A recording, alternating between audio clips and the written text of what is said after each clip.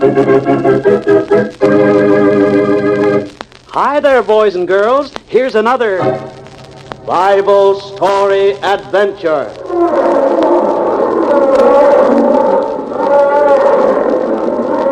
Say, did you hear that?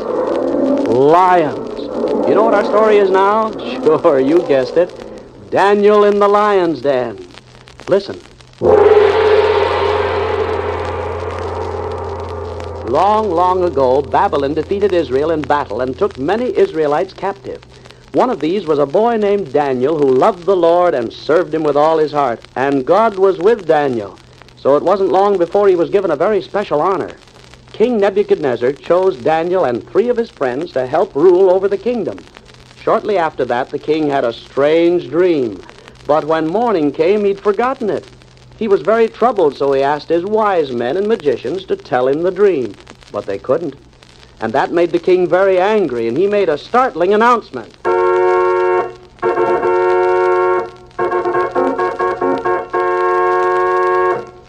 Hear ye! This is the king's command.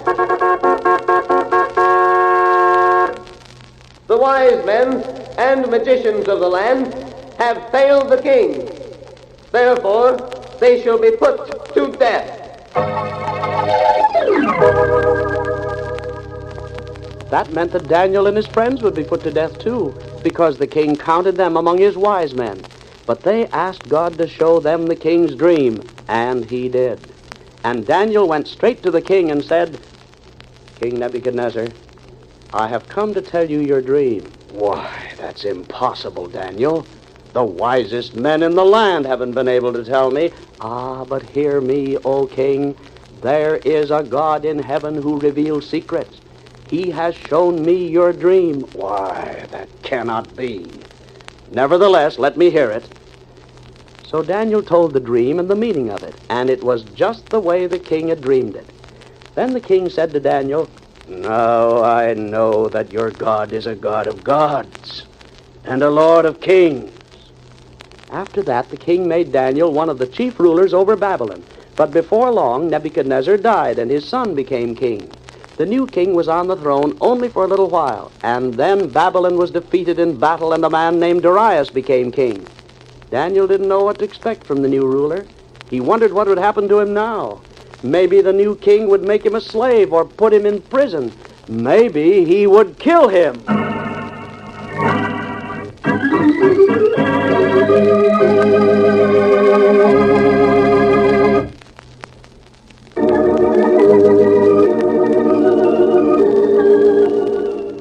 But God was with Daniel, and the new king didn't harm him one bit. Instead, he made him the highest ruler in the land. But the princes of the realm and presidents, too, became very jealous of Daniel, and one of them thought of a way to get rid of him. So he went to the king and said, O king, live forever. Hear the message that I bring you. Speak. The king will hear. The princes and presidents have written a new law. A new law? Here, O king, this is it. Whoever asks anything of any god or man but you, O king, shall be cast into the lion's den.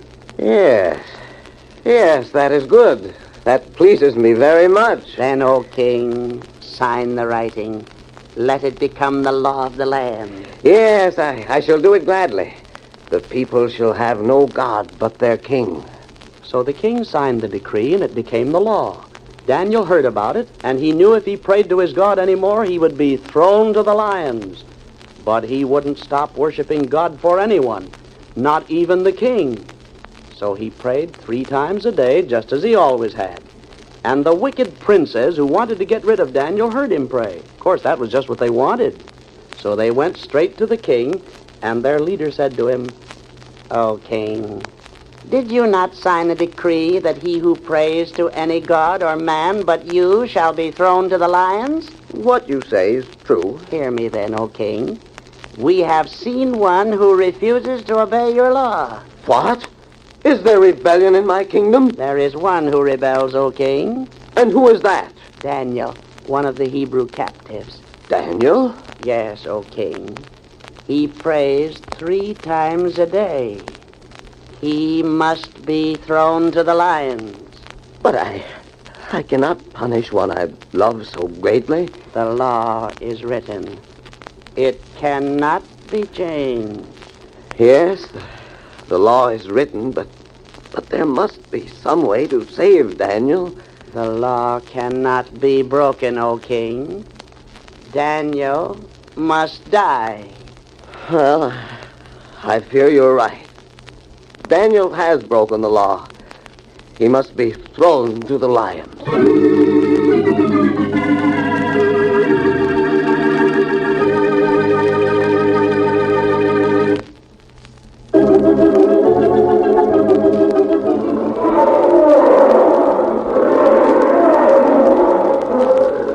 the king commanded his servants to bring Daniel to the lion's den. And he met Daniel there and spoke to him while the lions roared angrily nearby. Oh, Daniel, why have you done this? Why did you not obey my law? I must be true to my God, even before my king. You know what the punishment is? Yes, O king, but my God will be with me, even in the lion's den. The lions do not fear your God, Daniel, and they're very hungry. I'll be true to God no matter what comes, O king. And I trust the God you serve will deliver you. Are you ready, Daniel? Yes, my lord, I am ready.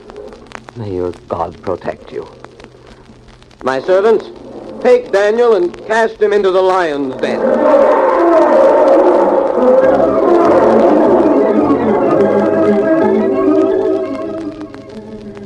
And they put Daniel in the lion's den and rolled a stone into the entrance. Then the king went to his palace and tried to sleep, but he couldn't. All that night he kept thinking about Daniel. He wondered if the lions had killed him or if his God had saved him. At last morning came, and the king hurried to the lion's den and called out, Daniel! Oh, Daniel! O king, live forever. Oh, Daniel, you're alive. Yes, my lord. God sent his angel to shut the lions' mouths. Oh, Daniel, I am glad. I am glad. And the king commanded his servants to take Daniel out of the den. And as soon as they did, the lions began to roar and roar, but Daniel was safe. God had protected him even from hungry lions.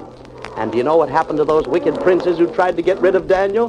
Why, the king commanded that they be thrown to the lions. And before they even landed at the bottom of the den, the lions had torn them to pieces.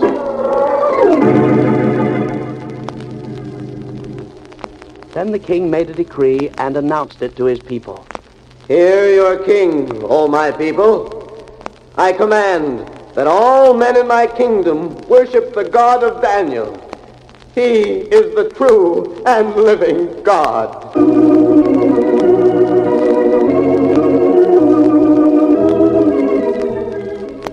And so, boys and girls, Daniel will always be remembered because he was true to God, even when he knew it might cost him his life. And because Daniel was true to God, many other people came to worship God too.